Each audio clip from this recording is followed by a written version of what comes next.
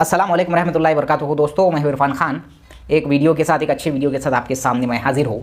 आज के वीडियो के दो टॉपिक आपने देखे हैं। जैसा कि आप जानते हैं, जो दो टॉपिक है हमारे कि महा टीईटी या सीटीईटी की वैलिडिटी को लेकर कन्फ्यूजन, स्पेशली 2013 और 2012 के जो है सीटेट, 2012-13 के सीटेट और 13 के बाद के जो है 13-14 के जो पास आउट है, जिनको हम बोलेंगे टीईटी होल्डर्स, महा टीईटी।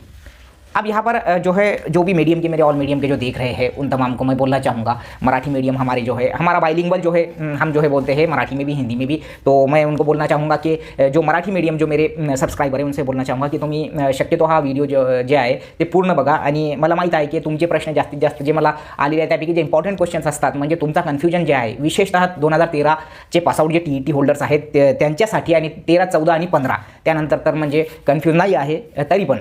अब हम शुरू करेंगे सीटेट या महा टीईटी। तो देखो, सबसे पहले ऐसी बात है कि जब 2013 में पहली टीईटी अनाउंस हुई थी तो उसके बाद से ऐसा बोला गया था, बाकायदा पूरे सर्टिफिकेट्स पर 2013 के बाद के जो लिख के आया था वो ऐसा था कि 2013 के बाद 2013 से तो ये अगले ये डेट से लेकर तो 7 साल तक इसकी वैलिडिटी रहेंगी। साफ बात है कि 2020 में उनकी वैलिडिटी खत्म हो गई। 14 वालों की 21 में खत्म हो गई और 15 वालों की 22 में खत्म हो गई।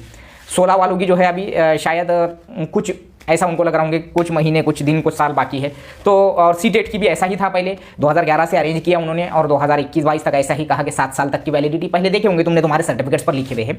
तो मैं एक सीधी सी बात बोलना चाहूँगा, जब गवर्नमेंट ने फैसला लिया, जब विरोध हुआ इस चीज़ का, सीटेट का स्पेशली ऐसा विरोध हुआ कि भाई तुम ये 7 साल की नहीं, ये लाइफ टाइम वैलिडिटी रखो। 7-7 साल में हमने कहाँ से पास करना, एक सीधी सी बात है, ठीक है। तो सीटेट ने फिर एक सबकी बात सुनकर जो है फैसला लिया है, जो सबके हक का था, पूरे भारत के स्टूडेंट्स के हक का था, कि उन्होंने जो है 2022 के बाद से जो है पूरे जो है सर्टिफिकेट्स को एक अनाउंस किया और सर्टिफिकेट्स को लाइफ टाइम वैलिडिटी बोलकर सीटेट को मान्यता दे दी। यानी कि अब आपके जो है जो सर्टिफिकेट्स है वो जो है लाइफ टाइम के लिए, आजीवन के लिए जो है मान्य रहेंगे, जब तक कि आपकी जो उम्र होती है उसको ऐसा बोलेंगे अपन, यानी कि एज बार जब तक नहीं होती तब तक। और लेकिन उसमें उसने ये भी बात मेंशन किया था, अगर तुमने उसको गौर से नहीं पढ़े होंगे, क्योंकि उसने एक नोटिस दिया था और उसके अंदर ये मेंशन किया था कि ये सिर्फ अभी के लिए लागू नहीं है, ये इससे पहले जितने भी सीटेट्स हुए, यानी कि 2011 से सीटीईटी लेता है, आज 13 साल हो चुके हैं सीटीईटी को, तो उन सबके लिए ये लागू रहेगा, है ना।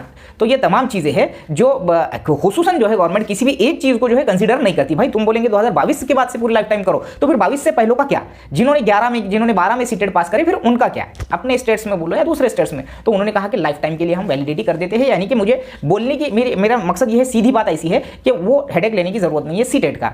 उसके बाद में महा टीईटी पर भी ऐसी ही मांगनी रखी गई और महा टीईटी में जब महाराष्ट्र राज्य परीक्षा परिषद को ये मांगनी जब पहुंची सीटेट का हवाला देकर, तो उन्होंने भी इस पर जो है काम करना चालू किया और एक टाइम पे ऐसा ऑफिशियल वेबसाईट पर डाल दिया की यानंतर जे तुमची बोलेंगे ना 7 वर्षाची जे वैलिडिटी होती, वैधता होती, ते आता आजीवन करण्यात आलेली आहे। देखो, एक mahatt.gov.in पर 2021 के जब एडवर्टाइजमेंट आई थी उसके आसपास में जो है ऐसा आया था, एक बाकायदा उस पर अभी भी होगा। आप अगर आप ऑफिशियल वेबसाइट पे जाएंगे तो उस पर महा टीईटी के बारे में जब सर्च करेंगे तो वो, लेकिन उसका ऐसा मतलब नहीं है कि भाई यानंतर का मतलब ऐसा मतलब तुम पकड़ेंगे कि उस दिन से, फिर उसके पहले वालों का क्या? वो तो बहुत मेहनत करके उस दौर में उन्होंने पास हुए, जहां पर टीईटी के परसेंटेज ही पास होने की 1% था। तो ऐसा नहीं रहता। मेरा कहने का मतलब ये है कि स्टेट गव्हर्नमेंट ने भी जो फैसला लिया है, म्हणजे 2013, 14 आणि 15 नंतर 15चे जे पास आउट आहे महा टीईटी, त्यांना मी स्पेशली म्हणजे विशेषतः सांगू इच्छितो की तुम्हाला म्हणजे काळजी करण्याची काही तेवढी आवश्यकता नाही, तेवढी गरज नाही काळजी करण्याची, कारण ते आता आजीवनसाठी जे वैध झालेला आहे महा टीईटीचा सर्टिफिकेट। हमारे जो उर्दू मीडियम के जो स्टूडेंट्स हैं उनको भी मैं ये साफ तरीके से बोलना चाहूँगा, तुमने 13 में पास करे, 14 में, 15 में तुमने अप्लाई नहीं करते होंगे, 17 में अब तुमने अप्लाई करने का है, तो तुम बिंदास अप्लाई कर सकते हैं। अभी एक सवाल नॉमिनल जो है चलते चलते ऐसा भी आ रहा है कि सर तुम सब बोलते हो, सोशल साइंस बोलते हो, तुम भाषा का बोलते, तुम जो है मैथ साइंस का बोलते हैं जो है 6 से 8 पर, लेकिन तुम कभी इंग्लिश के बारे में नहीं बोलते। तो मैं ये साफ तरीके से बोलना चाहूँगा, 6, 7, 8 पर जो मैं भाषा का उल्लेख करता हूँ उसमें मराठी, हिंदी, इंग्लिश तमाम की जगह आती है, लेकिन इनमें सबसे ज़्यादा जगह इंग्लिश की आती है भाषा में। भाषा जो होता है थर्ड लैंग्वेज, इसमें जो है 6, 7, 8 पर इंग्लिश भाषा की, जो तुम्हारा बीए इंग्लिश अगर 3 साल में था होगा तो तुम एलिजिबल है, अगर तुम टीईटी 2 पास है तो भाषा इंग्लिश के लिए। इसमें तुमको प्राइमरी लेवल पर 6, 7, 8 पर बाहर के मीडियम के ऑप्शन नहीं आएंगे, ये बात याद रखना इस बार से।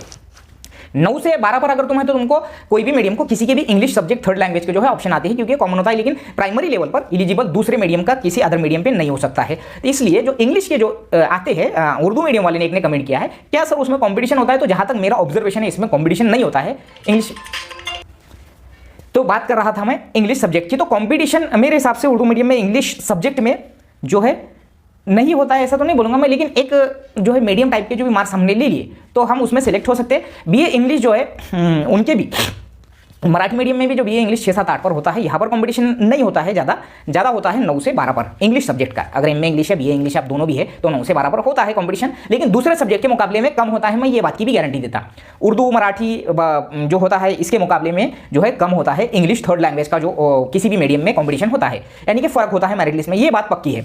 ठीक है, मराठी मीडियम के स्टूडेंट्स थोड़े ज़्यादा होने की वजह से या पास आउट ज़्यादा होने की वजह से वो कंपटीशन इंग्लिश में भी रहेगा, लेकिन उतना नहीं रहेगा जितना तुम सोच रहे। 6, 7, 8 पर उर्दू मीडियम में इंग्लिश का कंपटीशन अदर जैसा सब्जेक्ट्स के मुकाबले में मैं बात करूँ अगर कि जिसको हम उर्दू या जिसको हम सोशल साइंस बोलेंगे, इसके मुकाबले में क्योंकि जगह ज़्यादा होती है और कैंडिडेट भी होते हैं, लेकिन उतने नहीं होते हैं। जैसा कि भाई अगर पूरे 50-60 जगह आई तो उसको ज़्यादा से ज़्यादा 100-200 कैंडिडेट्स आएंगे, लेकिन सोशल साइंस का ऐसा हिसाब है, भाषा का ऐसा हिसाब है कि जगह ही आ जाती है 50-60-100 जगह आई समझो सोशल साइंस और भाषा मिला के, तो उसके लिए कैंडिडेट TET 2 पास अवेलेबिलिटी जो रहती है वो नियर अबाउट जो है आपके 500-1000 तक चले जाती है। तो तुम भले ही सोशल साइंस TET 2 पास हो, लेकिन इंग्लिश के लिए तुम उसी वक्त में तुमको प्रेफरेंसेस आएंगे जब तुम्हारा बीए पूरा इंग्लिश में हुआ होगा। बीएड की तो जरूरत नहीं रहती 6, 7, 8 पर।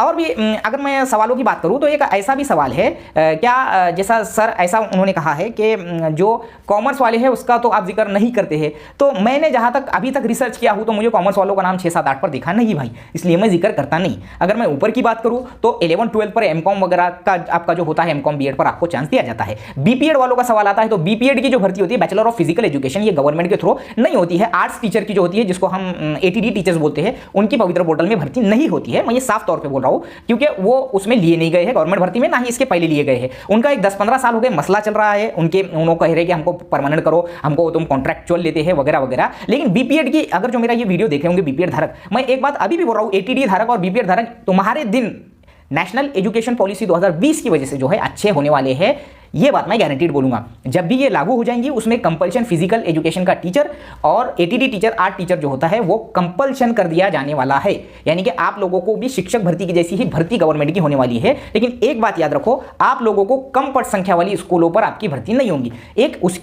एक जो माना जाएगा नियर अबाउट यानी कि 200-300 जहां पर या 200-150-200 जहां पर स्टूडेंट्स होते हैं, स्पेशली 6, 7, 8 छठी 5, 6, 7, 8 जो क्लासेस होती है जहां बड़ी होती है वहां पर आपको इन फ्यूचर में भी ऐसी नियुक्ति दी जाएंगी। आमतौर पर यहां पर जो शिक्षक भर्ती होती है यहाँ पर कोई 30 अगर बच्चे भी रहे तो समझो उस पर एक टीचर मिल जाता है, तो आपका थोड़ा अलग रहेगा, ऐसा मुझे लग रहा है। सिर्फ मेरा अंदाजा है, इसको तुम एकदम सही भी नहीं मान सकते हैं जो भी होगा, लेकिन तुम्हारे को पवित्र पोर्टल में चांस मिलेगा इन फ्यूचर में। न्यू एजुकेशन पॉलिसी में वो सख्ती कर दी गई है, ठीक है। इसके बाद में बहुत सी जो लेडीज लोग हैं, लेडीज लोग बहुत कंफ्यूजन में है। लेडीज लोग इस बात से कंफ्यूजन है, देखो तुम्हारा कास्ट सर्टिफिकेट चाहे तुम्हारी शादी हो कि कुछ भी हो, वो जिंदगी भर के लिए अब्बा के ही नाम पर रहेगा। तुम्हारा कास्ट सर्टिफिकेट जो है इधर हस्बैंड के नाम पे लाइफ टाइम कभी भी हो नहीं सकता। अगर मैं EWS की बात छोड़ दूं तो EWS भी तुम्हारा अगर अब्बा के नाम का है तो भी कोई मसला नहीं है। और जो तुमको नॉन क्रिमिलियर की जो शर्त है, ये नॉन क्रिमिलियर जो होता है, तुम्हारे दिमाग में यही सवाल बार बार घूम रहा है। मैं अभी भी बोल रहा, हस्बैंड के नाम के कोई डॉक्यूमेंट्स है तो उसका कोई तुमको टेंशन लेने की जरूरत नहीं। एक मैरिज सर्टिफिकेट तुम्हारे पास होना, नाम चेंज हो गया बोलकर, और सरनेम चेंज होता है ना कि जात बदलती है। ये बात याद रखो मराठी मीडियम वाले, तुमको ऐसा लग रहा कि तुम इधर से शादी होकर उधर चले गए, म्हणजे लग्नानंतर अपना आडनाव बदलणार आहे, आपली जात म्हणजे जे असते कास्ट सर्टिफिकेट इकडून तुम्हाला वेगळा मिळणार का? नाही, म्हणजे कास्ट कॅटेगरी तेच असणार आहे, फक्त आडनाव बदल होणार आहे। तुमचा जे कास्ट सर्टिफिकेट आहे ते वडिलांच्याच नावावर लाईफ टाईम असेल, याला कोणताही चॅलेंज नाही। फक्त जे असते नॉन क्रिमिलियर वगैरे जे असतात असते म्हणून तुम्हाला महिला आरक्षण जे 30% असते त्याचा स्पेशली कोणताही म्हणजे हे काढायची गरज नाही। काय म्हणते त्याला आपण, प्रमाणपत्र। और ओपन में अगर तुम ओपन की महिला है तो तुमको नॉन क्रिमिलियर लागू नहीं है, नॉन क्रिमिलियर लागू नहीं है, इसलिए 30% महिला आरक्षण का कंपलसरी है तुमको सर्टिफिकेट निकालना तहसील से। ये बात याद रखना, मैंने डिफरेंस बताया। EWS की बात मैं करूं, अगर अब्बा के भी नाम पर है तो कोई मसला नहीं, लेकिन ऐसा होता कि हम उधर चले जाते, कई साल हो जाते, उधर के हमारे डोमिसाइल बन जाता, उधर का हमको जो है हमारा राशन कार्ड पे नाम चढ़ जाता, तो एक वक्त के बाद में जब हम हस्बैंड पर डिपेंडेबल हो जाते तो EWS उधर के नाम का भी निकाल सकते, इधर के भी नाम का निकाल सकते, अब्बा के नाम का। लेकिन ज्यादा वक्त हो गया होगा शादी को तो अब तुम्हारे राशन कार्ड में तो तुम्हारे एक तो बच्चों के नाम है, तुम्हारे इनके है, तो ये तमाम चीजें फिर वहां पर तो अब्बा का नाम दिखेगा नहीं, तो ये हो सकता है। बाकी इसमें डिफरेंस, नॉन क्रिमिलियर लागू नहीं है EWS को, ठीक है। बोलने का मतलब समझे, नॉन क्रिमिलियर EWS को लागू नहीं है। अब तुम डोमिसाइल की जो बात कर रहे हो, तो डोमिसाइल जो होता है ये कास्ट के लिए कंपलसरी है, ओपन के लिए कंपलसरी नहीं है, लेकिन कास्ट के लिए तो 100% कंपलसरी है। तुमने डोमिसाइल नो करे, जैसा तुमने डोमिसाइल नो करे वैसे तुमको एक भी तुम्हारे आरक्षण का फायदा मिलेगा नहीं, तुम सीधे सीधे ओपन में काउंट होंगे। कास्ट वाला अगर डोमिसाइल नो करता है और अगर वो सादर नहीं कर पाता है, नो करना ही गलती है पहली बात, और सादर नहीं कर पाता है अगर वो प्रमाण पत्र, तो भाई वहाँ हमारा गेम ओवर होकर हम ओपन में चले जाते हैं। बारीक बारीक गलतियां करके कोई फायदा नहीं है, ठीक है। अब जो अगला पॉइंट है मैं बोलने की कोशिश करूंगा कि कई ऐसे अपने जो स्टूडेंट्स हैं जो बहुत ज़्यादा जो है फ्रस्ट्रेट हो रहे हैं, सवाल पूछ रहे हैं कि ए गलत है, बी गलत है, सी गलत है डॉक्यूमेंट्स में। देखो, डॉक्यूमेंट वेरिफिकेशन का मतलब तुमको नौकरी से हकाल देना नहीं होता। प्रोटोकॉल को फॉलो करना गवर्नमेंट का मकसद होता है। जब तुम गवर्नमेंट के सिस्टम में आ जाएंगे, जब तुम टीचर बन जाएंगे, तो तुमको एक प्रोटोकॉल के हिसाब से तुम्हारी नौकरी करना पड़ेगी, ना कि तुम्हारे मनमर्जी के हिसाब से। ये बात याद रखना। तो ये प्रोटोकॉल है वेरिफिकेशन, और वेरिफिकेशन में आउट नहीं होते। मैं ये बात भी नहीं बोल रहा, मैं एमपीएससी का हवाला 50 बार दे दिया जस्ट 2021 की। वेरिफिकेशन हो रहा था और उस वेरिफिकेशन में 5 कैंडिडेट कास्ट के ऐसे निकले जिनकी नॉन क्रिमिलियर की डेट, जैसा तुमको 31 मार्च से पहले बोले, तो उस एडवर्टाइजमेंट में भी बोला गया था कि तुमको नॉन क्रिमिलियर की जो डेट है, हमने ये बोले थे और तुम्हारा उसके बाद का है, हम तुमको अपॉइंटमेंट दे नहीं सकते। और जिंदगी जंजाल बन जाती है, कोर्ट में जाना पड़ता है, कोर्ट में साबित करना पड़ता है, कोर्ट के डिसीजन का इंतजार करना पड़ता है, जिंदगियां निकल जाती मेरे दोस्तों। ये बात याद रखो, 31 मार्च से पहले पहले EWS caste certificate, non creamy layer, महिला आरक्षण, तमाम चीजें बनाकर रखो। और हाथ जोड़कर तुमको मैं बोल रहा यार, ऐसे सवाल पूछो मत। ओपन के लिए किसी कास्ट सर्टिफिकेट की जरूरत पड़ती है क्या? ओपन मतलब कोई भी रिजर्वेशन उसको नहीं रहता, उसको कोई सिद्ध करने की जरूरत नहीं रहती। ओपन में से जो ईडब्ल्यूएस है उसको सिद्ध करने की जरूरत रहती। और मैं बार बार बोल रहा हूं, जो तुमने वहां पर डाल दिए, जो तुमने वहां यस कर दिए, अब तुमको वो 31 मार्च से पहले सादर करना ही होगा। और दिमाग को जरा खोल के मेरे वीडियो को देखा करो और सुकून से देखा करो कि एजुकेशनल जो डॉक्यूमेंट्स होते हैं तुम्हारे, मिसाल के तौर पे तुम बोल रहे डिग्री नहीं आई, तुम्हारी मार्कशीट नहीं आई, अरे भाई तुमने उस वक्त में पास कर दी ना, तुमने 21 में पास कर दिया, तुम्हारे डिग्री पे, तुम्हारे मार्कशीट पे वही 2021 की 22 की ही डेट आएंगी। टेंशन मत लो। तुम्हारा तुम क्या अभी तुम्हारा चालू है और तुम्हारा क्या बाद में आने वाला है कि नहीं? जो अपीयर का चांस दिया गया था जिनको, वो सिर्फ सीटेड अपीयर था, उसकी डेट भले ही लेट बताई जाएंगी, लेकिन तुमको जो एक्चुअल में है, जो एजुकेशनल नहीं, जो तुम्हारे रिजर्वेशन के डॉक्यूमेंट्स है स्पेशली, वो बहुत मायने रखती है। एमपीएससी में उन 5 लोगों को नहीं लिया गया, जो भी हुआ वो तुम खामियाजा समझ सकते, क्या भुगतना पड़ता। मिसाल देना बहुत जरूरी है, क्योंकि पुढच्या लठ्ठेचा मागचा शहाणा बोलकर मराठी में म्हण है, और वो म्हण हम पर बिल्कुल बिल्कुल जो है सूट होती है। यहाँ से दिन बचे हैं ज़्यादा से ज़्यादा, मार्च खत्म होने में। आज की तारीख है नियर अबाउट 16 तारीख है ना आज की, मैं भूल गया, जो भी है। तो यहाँ से 15 दिन बचे हैं मार्च एंडिंग के लिए। तो मार्च एंडिंग से पहले पहले ये चीज़ें बना लो। और यार तुम बोल रहे कि गैजेट पहले का होना क्या? अरे गैजेट जो रहता है यार, तुमको कितने बार बोलूँ मैं कि गैजेट जो रहता तुमको अपॉइंटमेंट लेटर से पहले होना। तुम्हारे जो एजुकेशनल डॉक्यूमेंट, डिग्रीज, मार्कशीट वगैरह, वो अपॉइंटमेंट लेटर से पहले की भी चलते। मैं तुमको रिजर्वेशन का फायदा जो उठा रहे तुम वो बोल रहा। अपना मेन मुद्दा है प्राइवेटाइजेशन। देखो, प्राइवेटाइजेशन के लिए जीआर आया, उसमें तमाम इसका उल्लेख है, उसमें 148 नौकरियों का उल्लेख है, उसमें शिक्षक का अपने को लेना देना शिक्षक से है। अब देखो, उसमें शिक्षक का भी उल्लेख है, उसमें 41,000 पगार पर जो है प्राइवेटाइजेशन करके वो कंपनीज के जरिए लेंगे, ऐसा बोला गया। अब अपनी टेट हुई, टेट का उस पर असर होगा क्या?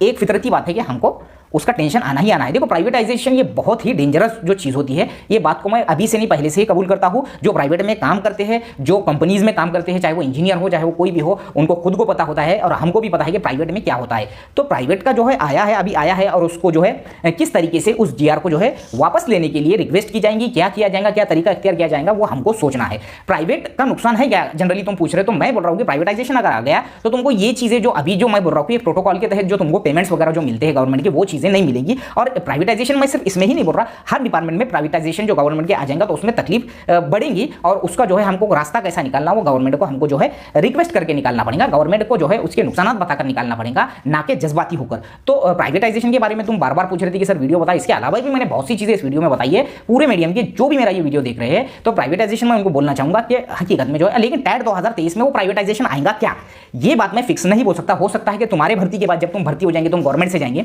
उसके बाद में जब फ्यूचर में जरूरत पड़ेगी तो वो, लेकिन वो 75,000 जितने भी पद भरने वाले हैं, वो बोल रहे हैं कि कॉन्ट्रैक्चुअल जो है प्राइवेटाइजेशन के जरिए भरेंगे, 9 कंपनीज के जरिए। तो हो सकता है कि ये खतरे की घंटी हो। और ऐसा भी हो सकता है, मैं तुमको ये भी गारंटी दे रहा कि टैट जो है गवर्नमेंट के रूल के ही हिसाब से होंगी, तुमको शिक्षण सेवक ही देंगे, ऐसा भी हो सकता है। थोड़ा सब्र करो और उसका क्लैरिफिकेशन होने दो, और क्लैरिफिकेशन होने के बाद ही अगला कदम उठाओ। जोश में होश खोने से बेहतर है कि उसको समझ के लो पहले एक्चुअल में वो क्या चीज़ है, क्या मंशा है उसकी जो है उस प्राइवेटाइजेशन की, और हमारी शिक्षक भर्ती पर या फिर किसी भी गवर्नमेंट की जो भर्तियां हो रही है वो एक्चुअल में 100% कॉन्ट्रैक्चुअल हो रही है क्या, ये पहले हमको समझ के लेना होगा। जोश में होश खो के फायदा नहीं है। अभी भी बोल रहा हूं मैं कि ये चीज़ जो है पहले समझ के लो। मिलेंगे अगली वीडियो में। वीडियो अच्छा लगे तो लाइक, कमेंट और शेयर भी करो, और ज़्यादा से ज़्यादा जो है इसको समझने की कोशिश करो। वीडियो को पूरा देखो और अपने चैनल से जुड़े रहो। सब्सक्राइब करने के लिए बोलो। मराठी, उर्दू, इंग्लिश, हिंदी तमाम मीडियम के लिए मेरे वीडियोस होते हैं, और भी अच्छी मालूमात के साथ एक बार फिर से मैं आपके साथ आऊँगा, आपके सामने आऊँगा। मिलते हैं अगली वीडियो में। अस्सलाम वालेकुम।